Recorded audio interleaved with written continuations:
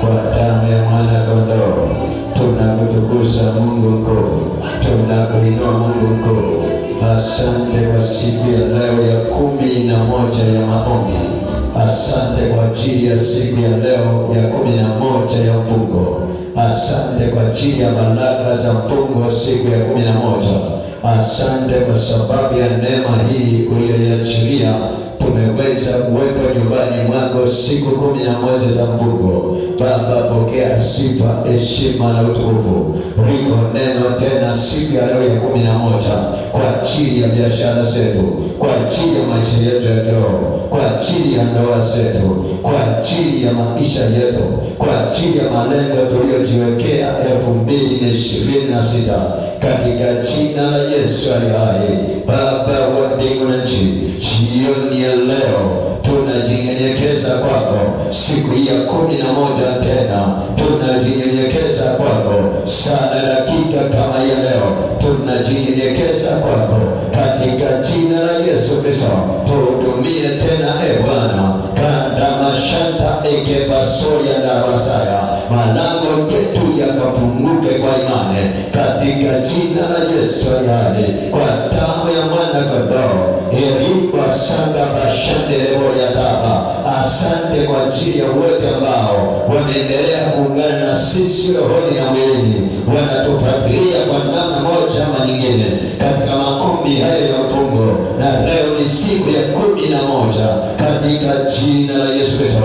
Baba, ninakuinua, Baba ninakutukuza, Baba ninakupa sifa, Baba ninakupa utukufu, Baba ninakupa heshima katika jina la Yesu Kristo. Lihimidiwe na libarikiwe jina lako. Pokea sifa kwa ajili ya jioni ya leo katika jina lako Yesu Kristo tunakutukuza tena, in the name of Jesus. Hebu sema, Bwana Yesu, ninakushukuru kwa ajili ya uaminifu wako. Siku hii ya leo una neno tena kwa ajili ya maisha yangu katika jina la Yesu. Bwana, kama nilivyoingia hapa sitatoka hivyo hivyo. Kuna hatua zangu zinazaliwa.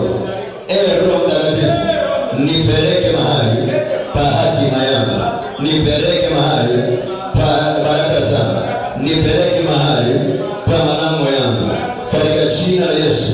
Ninaamuru malango yangu kufunguka kwa jina la Yesu. Malango yangu mkafunguke leo kwa jina la Yesu. Niko tayari kupokea zile baraka ambazo Roho Mtakatifu, ambazo Mungu umeniandalia mwaka huu 2026. Ni mwaka wangu wa kurejeshewa, ni mwaka wangu wa kupokea tena, ni mwaka wangu wa kuanza upya, ni mwaka wangu wa kusimama kishujaa katika jina la Yesu. Sema itakuwa katika jina la Yesu. Sema amen. Umebarikiwa katika jina la Yesu. Nasema umebarikiwa katika jina la Yesu. Yesu hapa ni mkuu kuliko wao. Mungu aliye naye ni mkuu kuliko wao. Nasema Mungu aliye naye ni mkuu kuliko wao. Amen. Basi tuendelee na somo la siku ya 11 ya maombi. Somo la siku ya leo ya 11 ya maombi, upate muda wewe kuchukua kitu kwa ajili ya siku ya 11 ya maombi. Somo la leo linasema kazi kuu 5 za imani katika kufungua malango yangu. Kazi kuu za imani katika kufungua malango yangu. Kazi ya imani ni nini kwenye kufungua malango? Nimekwambia wiki hii tunaomba habari ya kufungua malango. Sasa jana nilikueleza mambo kadha wa kadha. Sasa leo nataka nikueleze kazi kuu za imani katika kufungua malango. Imani inahusiana vipi na malango yako kufunguka? Kuna uhusiano gani kati ya imani yako na malango yako? Kuna utofauti tofauti gani? Kwa nini imani na kwa nini malango kufunguka? Yesu Kristo asifiwe. Amen. Nisikilize vizuri. Wanaoyafunga malango yetu kwa njia ya kanisa wanayafunga kwa imani. Ijapokuwa sio imani hii katika Kristo Yesu, ni imani katika Mungu wao. Sasa na wewe unatakiwa unapofika kuyafungua malango, moja ya kitu cha kuimarisha ni kwenye eneo la imani. Kwa sababu Biblia inasema wamwabudu Bwana imewapasa kumwabudu katika roho. Ina maana imani ni kitu kinachofanya kazi kiroho. Wanaweka kwa imani na wewe unafungua vitu vyako kwa imani. Tumisha Mungu anaendelea huo mambo kwenye simu yako kwenye neki. Basi unapiga kelele. Maana ni imani ndiyo chachu. Imani ndiyo uso. Imani ndiyo msingi wa kuyafungua malango. Ikiwa umepoteza imani, hakuna chochote kinaweza kufunguka. Nimekwambia kwamba wakija kufunga malango yako wanakuja kwa imani. Na wewe unapomwelea Mungu, Biblia inasema kila mwenye Mungu aamini ya kwamba yuko na uwapa thawabu wale wamtafutao. Kila mwenye Mungu aamini ya kwamba Mungu yuko. Kwa hiyo unaposogea mbele za Mungu kwenye maombi ya mifungo, unaposogea na sadaka zako, unaposogea na mahitaji yako, kwamba malango yako ya biashara yafunguke, malango yako ya kazi yafunguke, malango yako ya kiuchumi yafunguke, malango ya makao yafunguke. Moja ya kitu unatakiwa kuimarisha ni kwenye eneo la imani. Maana imani yako ikiwa hapa, umepoteza vitu vingi. Nilikuwa nasoma kwenye kitabu cha Mathayo ile sura ya 9:22. Yesu alikutana na mama mmoja. Kitabu cha Mathayo 9:22, ngoja nikusomee hapo wakati kabla sijaenda mbali. Mathayo 9:22. Biblia inasema hivi. Hebu sikia hili neno aliyokuwa anamwambia Yesu. Anamwambia alipokutana na huyu mama. Biblia inasema hivi. Ni hata 30. Anasema natazama mwanamke aliyekuwa na ugonjwa wa kutoka na damu muda wa miaka 12. Alikuwa muda kutoka na damu ya 12. Alikuja kwa nyuma akagusa pindo kwa vazi lake. Kwa maana alisema moyoni mwake, nikigusa tu pindo la vazi lake nitapona. Yesu akageuka akamwona mwanamke akamwambia, jipe moyo mkuu, binti yangu, imani yako imekuponya. Yule mwanamke akapona tangu saa ile ile. Yule mwanamke akapona tangu saa ile ile. Jipe moyo mkuu, maana imani yako imekuponya. Unahitaji Mungu afungue mlango wa uponyaji. Moja kitu ambacho unataka kuamini, amini katika Kristo Yesu kwamba Yesu anaponya. Na mlango wa uponyaji utafunguka kwa jina la Yesu. Amen. Haleluya. Amen. Maana yake nini? Kama yule mwanamke angeonyesha hoja wao kwamba mimi watanionaje, natoka na damu, mimi watanihurumia. Anakuambia hivi, anza kuamini, acha kuogopa. Amini tu, usiogope. Amen. Nasema usiogope. Amen. Nasema usiogope. Amen. Tukisema usiogope, nasema amini tu. Nasema amini tu. Usiogope. Nasema hiyo mtaa, hiyo biashara, mahali hapo waieni, pale una kazi. Nasema kwa imani naenda. Kwa sababu ni mwaka wangu wa kurejeshewa, ni mwaka wangu ambao nasema nimeshafungua malango yangu. Maana yako naenda kwa imani. Sio kwamba kuna kazi. Sio kwamba una uhakika. Siku utakapokuwa umepata ile kazi, ana connection. Kumbe haukuwa na connection yoyote, hauna mtu yoyote, au kutoa ruhusa yoyote, kwa imani unaenda. Sema mimi kama unanielewa. Amina. Sikiliza nikwambie. Kazi kuu 5 za imani katika kufungua malango yako. Kazi ya kwanza, imani inakuondolea woga, hofu na mashaka. Imani inakuondolea woga, hofu na mashaka. Imani inaondoa woga, hofu na mashaka. Hakuna malango ya mtu yatafunguka ya mwaka 2026 ikiwa ndani yako umejaza woga, ikiwa ndani yako umejaza hofu, ikiwa ndani yako umejaza mashaka.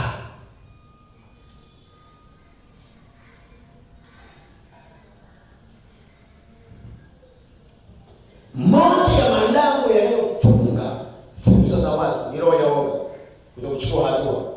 Ni roho ya hofu, kutokwenda watanionaje. Mashaka, mtu mwenye nia mbili. Niende, nisiende. Nifanye, nisifanye. Nitende, nisitende. Niombe, nisiombe. Nitoe, nisitoe.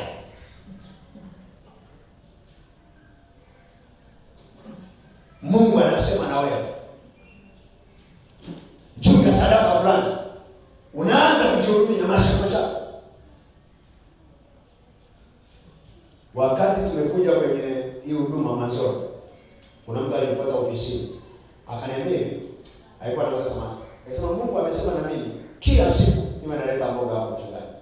Nikamwambia kama Mungu amesema na wewe, Mungu akubariki. Nikamwambia lakini sije kwa ni mzigo kwako. Hata nimesikia. Nikamwambia sawa. Nakumbuka mtu mwezi kwa samaki kila siku. Hapo analeta tukila samaki leo, kesho tunabariki na sisi wengine. Kwa sababu hatuwezi kwa samaki sisi wengine analeta samaki, sisi tunampa kula maharage. Analeta samaki tunampa kula nyama. Analeta samaki siku hiyo tumefunga sana. Sasa tutawaacha waharibike. Kwa hiyo akaleta na sisi tunabariki wengine. Akaenda kama wiki ya kwanza, wiki ya pili, wiki ya tatu, mwezi wa pili. Akaanza kuacha kuleta, mimi simuuliza. Kwa sababu tunalazimisha leo. Sasa shida na samaki kila siku. Wamekwambia nimepungukiwa madeni ya chuo. Ninayo wewe. Sisi nataka kula dagaa, wewe unalazimisha samaki. Kisa jina la Bwana libarikiwe kama Mungu alisema na yeye, labda nimwambia aache. Kama aliacha, uchungaji kaanza kushuka. Samaki kaanza kumuozea. Akafilisika na huo mtaji. Baadaye Mungu akaanza kusema na kama uliacha kupeleka kwa mtumishi wangu nilikokuelekeza. Sikiliza. Mashaka yana naona kama fikiri mtaji anamtaji wa samaki kwa 50,000 au 100,000. Anakuletea samaki wa Mungu. Yana naona Mungu anakuletea kila siku kama anafilisi.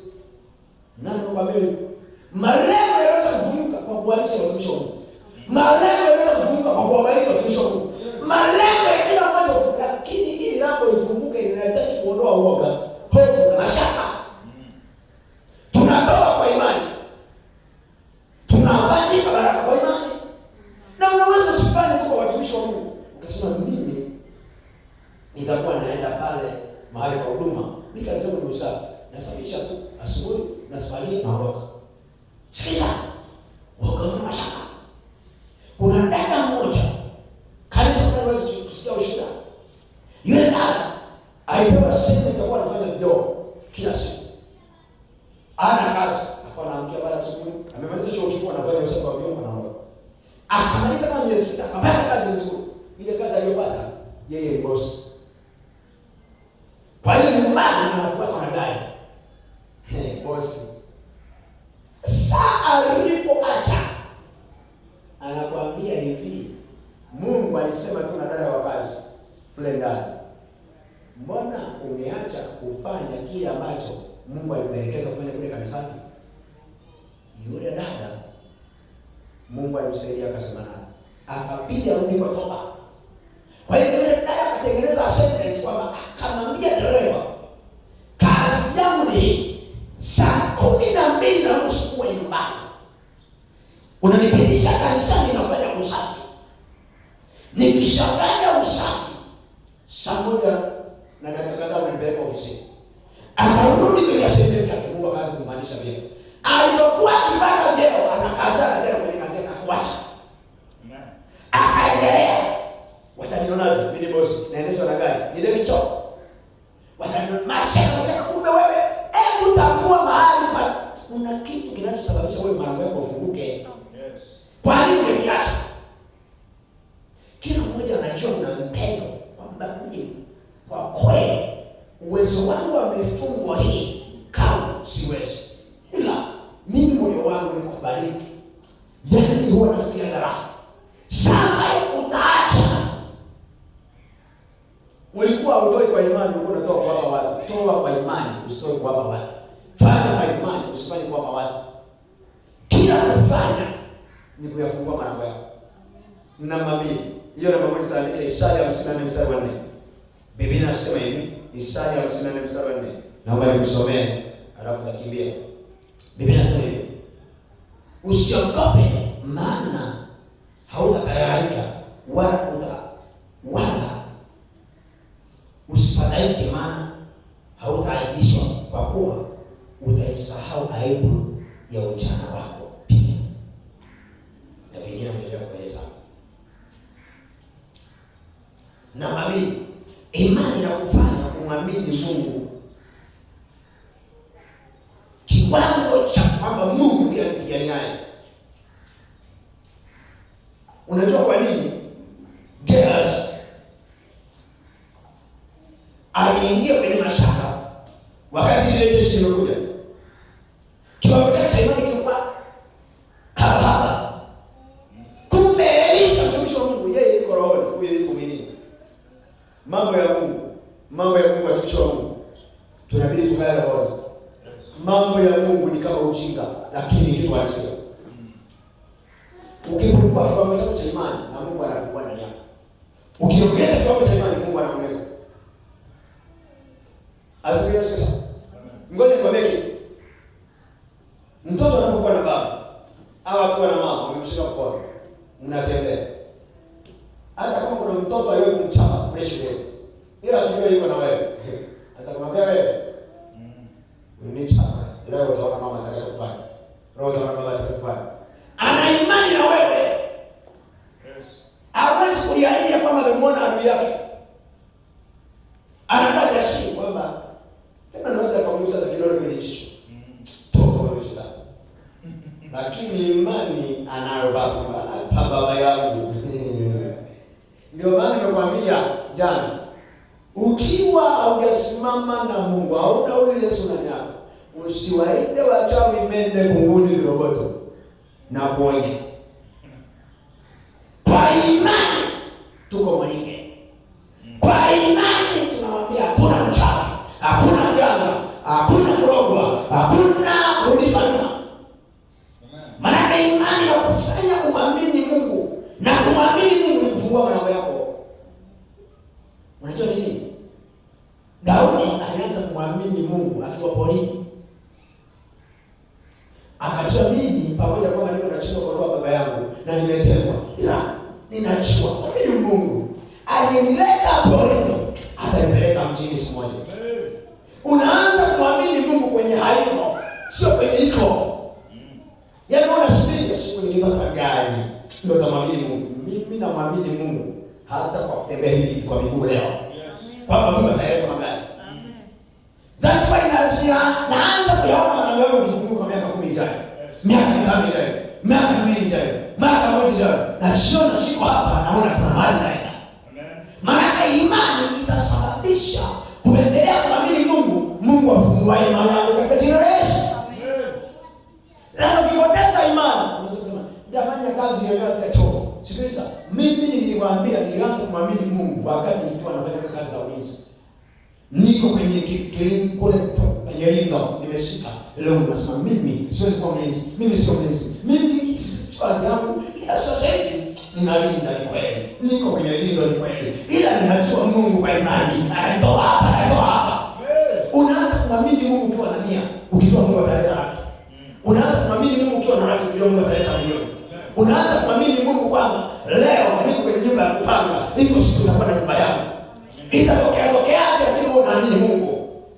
Maana inawezekana hata umefika umri ambao huwezi kujenga, unasema huyu mchukuu wangu huyu mchukuu wangu Mungu atampeleka South Africa, Mungu atampeleka Marekani, huyu atarudi nyumbani kufanya kitu, huyu mwanangu atafanya kitu. Ni kwa nini sikusoma tufikia daktari ili wanangu atakuwa daktari?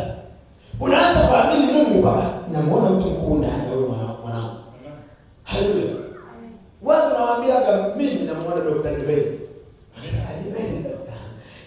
Mimi namuona pale vile tumishi wa Mungu hata kwa mtoto. Maana yake ni nini?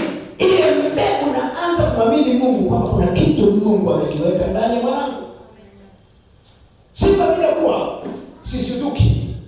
Nasema hiki nilikiona tangu kabla hajazaliwa. Kuwa dokta, siku atakapokuja kuwa mkurugenzi na dokta mkuu wa hospitali ya Muhimbili, kwamba we are awarded Dr. Revenge, nasema hii niliona mwaka 2026, wakati huo ni 2050.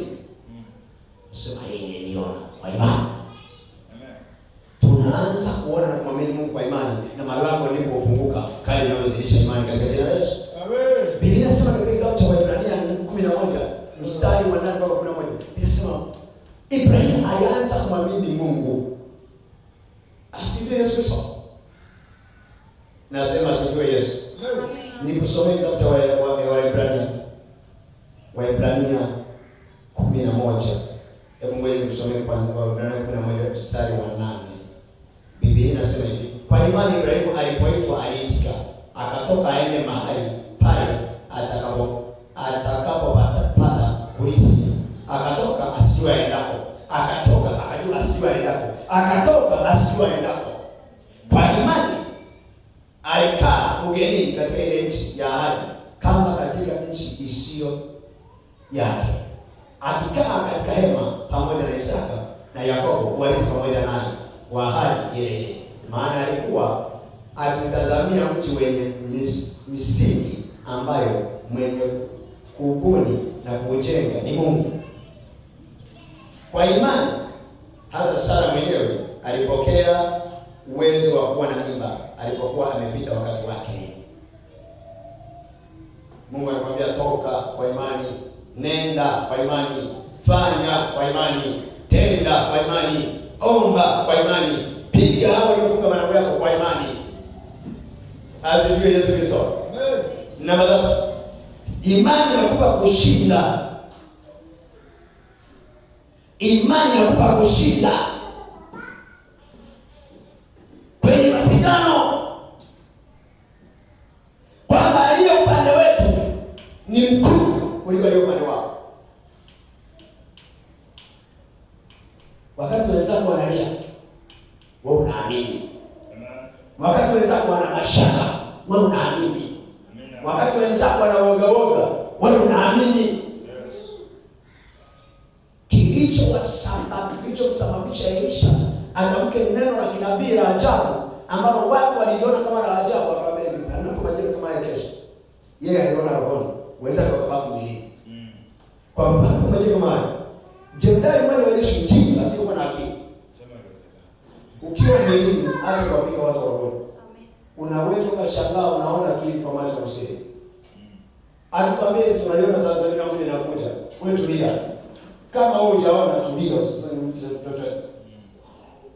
Maana yake uchiwa huyu mtu aliyesema kuhusu Tanzania, uchiwa huyu mtu aliyesema kuhusu familia, uchiwa huyu mtu aliyesema kuhusu ndoa, uchiwa huyu mtu aliyesema tunaposema kama malango yatafunguka mwaka huu, lazima yafunguke. Amen. Katika jina la Yesu.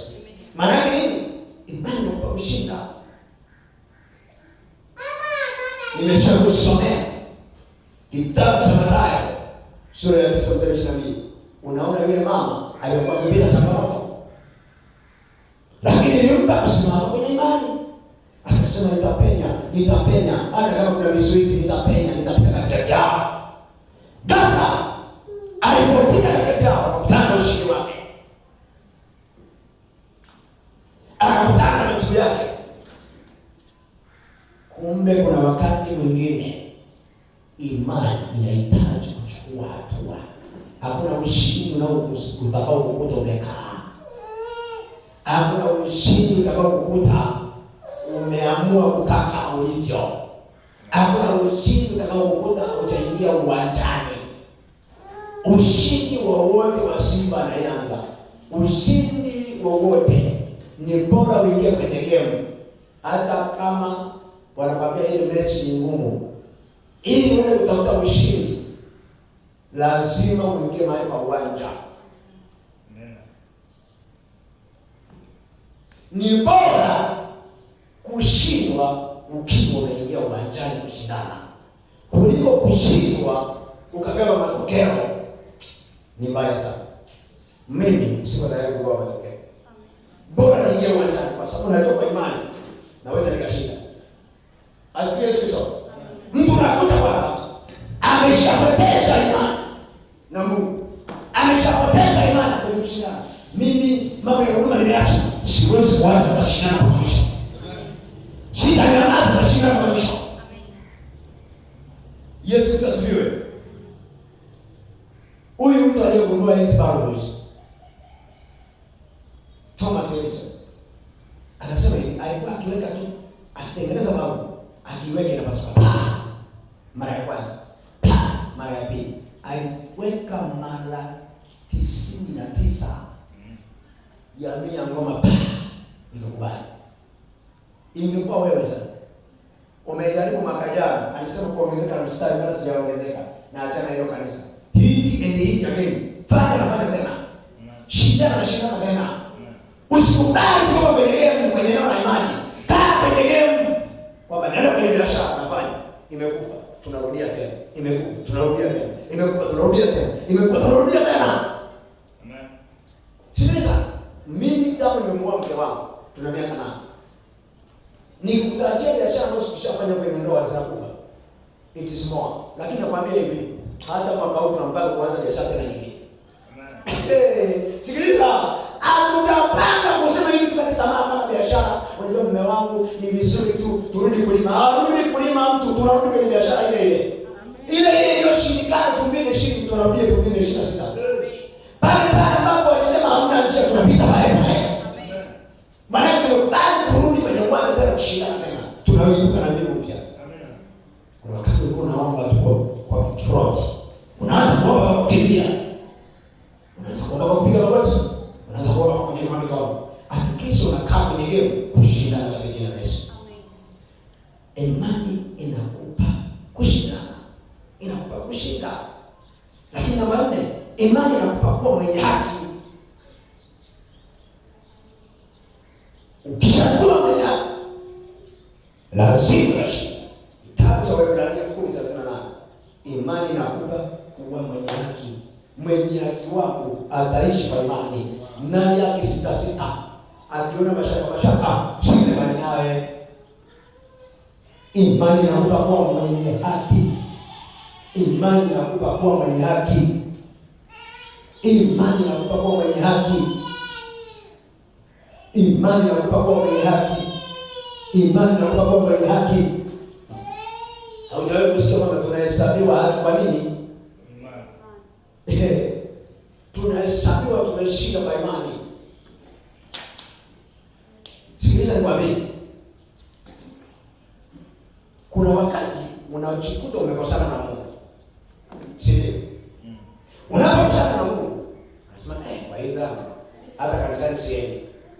Lakini usipo maana sema Baba nirehemu, Baba nitakase, kwa damu yako ninakubali kutubu, mimi mwanao. Unatubu peke yako, unatubu, unasikia amani. Nasikia amani, wewe unaenda kanisani kwa imani naenda. Nimeshasamehewa. Wewe unabaki kujihukumu na kupa pole. Imani inapakwa mwenye haki. Unasema kwa imani nimeshatubu na nimesamehewa. Kwa imani nimeshatengeneza, mimi sio mwenye dhambi tena. Kwa imani ni kweli enzi hizo ni kweli niliwaka mimba, lakini ni kweli Mungu ameshanisamehe. Hebu jisamehe na wewe. Ni kweli enzi hizo niliiba, lakini Mungu ameshanisamehe. Jisamehe na wewe. Ni kweli enzi hizo nilisema uongo, Mungu ameshanisamehe. Jisamehe na wewe. Acha kupenda mizigo ya nyuma. Maneno mengine yamefungwa kwa sababu nakuta Ninajua. Yaani unakaa unajukumu wewe. Watanionaje? Hakuna mtu mwenye dhambi na wewe. Jisamehe. Nasema jisamehe. Amen. Jisamehe. Imani inakupa mwenye haki. Maana tunasema makosa niliyofanya kule sitayarudia tena, mimi nasonga mbele katika jina la Yesu. Lakini imani inakupa ulinzi. Imani inakupa ulinzi. Imani inaachilia ulinzi. Imani inaachilia ulinzi. Imani inaachilia ulinzi juu ya mtu. Kwa nini nazungumza habari ya malango? Unapoanza kuomba kwa imani, malango yako yanafungwa, malango yako yanalindwa. Anasema tunalindwa na nguvu za Mungu kwa njia ya imani. Utawahi kusoma hiyo ni tunalindwa na nguvu za Mungu kwa njia ya imani. Wewe usome kitabu cha Waraka wa Petro, Waraka wa kwanza Petro 1:5. Waraka wa kwanza Petro 1:5. Angalia kitu kinachozungumza hapa, anasema hivi: na kwa sababu hiyo mkijitahidi sana kwa upande wenu katika imani yenu, tieni na wema, na katika wema wenu maarifa, na katika maarifa yenu kiasi, na katika kiasi cha nusu saburi, na katika saburi yenu utaua.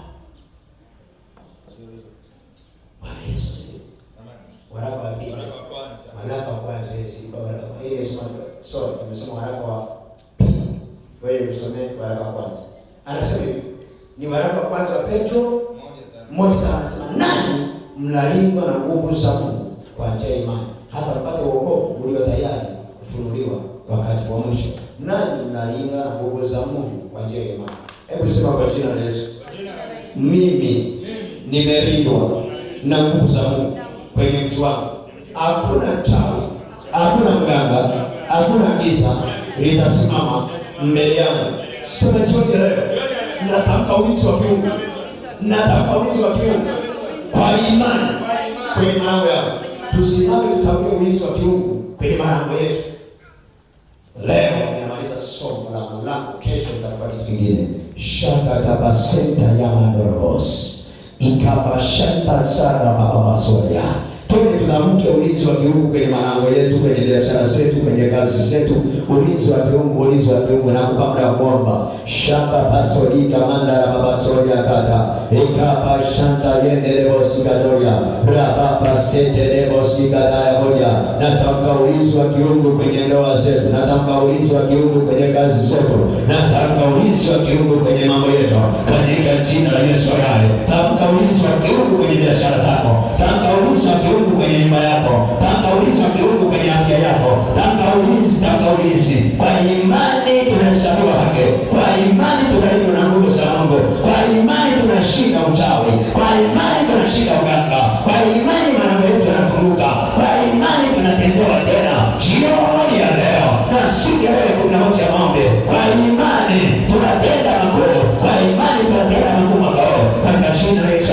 Kwa damu ya mwana kondoo jioni ya leo shabata kayuka yana ibasata ya katamania robo siketelebasa shatama kondi basata ya ikabasata rababa sobeti ketala baba shataya kandala baba. Kwa imani nataka ulinzi wa kiungu, kwa imani nataka ulinzi wa kiungu, kwa imani malango yamefunguka, kwa imani biashara zimefunguka, kwa imani fursa zimefunguka, kwa imani kibali kimefunguka, kwa imani uchawi umeharibiwa, kwa imani nguvu za giza zimeharibiwa, kwa imani tunashinda, kwa imani tunainuka, kwa imani tunamiliki, kwa imani tunatawala, kwa imani tunaongezeka, kwa imani tunastawi, kwa imani tunabarikiwa kwa jina la Yesu. Imani zetu Bwana katika Kristo Yesu niko pamoja na niko pamoja na sasa niko pamoja na sasa kwa jina la Yesu. Baba wa tunache bado tunakuamini wewe katika jina la Yesu. Endelea kumwamini Bwana, endelea kusimama na Bwana. Imani yako ikuponye, imani yako ikuokoe, imani yako ikutendee kazi ndani yako kwa jina la Yesu. Endelea kuomba, maana imani, ukijenga imani yako ndipo penye ushindi, ndipo penye ushindi. Hauwezi kushindana bila imani. Imani yako itakushindia, imani yako itakuinua, imani yako itakutendea katika jina la Yesu. Na kwa damu ya Yesu, kwa jina la Yesu, kwa damu ya Yesu, kwa jina la Yesu, tuongeze Bwana kiwango chetu cha imani kwa jina la Yesu. Shamata ikele matosa shabato romonia ikabasataya seterikoya antara nandoro ikabasataya Baba wa mbinguni Yesu Kristo Nazareti ikabasataya shataya moja kwa jina la Yesu. Kwa imani huduma itaongezeka, kwa imani huduma itakuwa, kwa imani tutawala, kwa imani tutaongezeka, kwa imani tutamiliki, kwa imani tunaenda mlango kwa jina la Yesu, kwa damu ya Yesu, kwa jina la Yesu, kwa damu ya Yesu, kwa jina la Yesu, kwa damu ya Yesu, kwa jina la Yesu, kwa damu ya Yesu. Endelea kuomba kwa habari ya imani yako isimame, imani yako imarike, uweze kumiliki, uweze kutawala, uweze kwenda viwango, uweze kuinuka, ushindane na kushinda mwaka 2026. It is your year of restoration. It is your year of restoration. Restore your life, restoration to business, restoration to kazi, restoration kwenye ndoa, restoration kwenye afya, restoration ya ofisini, restoration kwenye biashara, restoration kila mahali. Tunataka restoration kwa imani, tunasoma kwa imani, tunasoma kwa imani, tunarejesha kwa imani, tunarejesha kila vilivyo vyote jioni ya leo, siku ya 11 Maombi, kwa jina la Yesu. Baba wa mbinguni na juu, simama pamoja na sisi. Shaka baba baba santo boya ikaba santa yanda imasori kelebo ya baba baba baba sobeje keleboya chakari amrike ikaba santa ya sote kaba santa imori baba ya baba baba ya baba baba sikata chati kebeka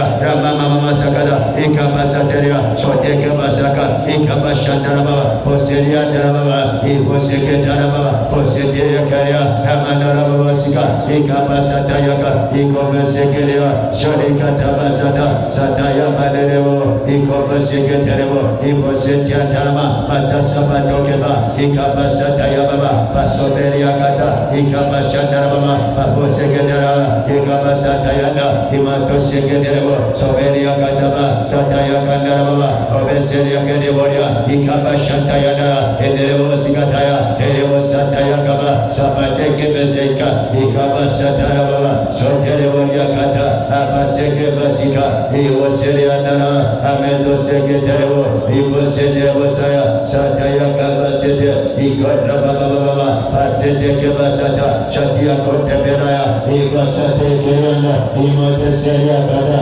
ikabesetelebo sobete kelianda amanto seketelebo iwoseketala baba pasataya katara ramandora wasika ikabashata baba sobete ikayanda imandoro sikata ikabasata yakata ikoshatamanda asendeleboya ikabashandaramanda atoselevoya kaya katika jina la Yesu.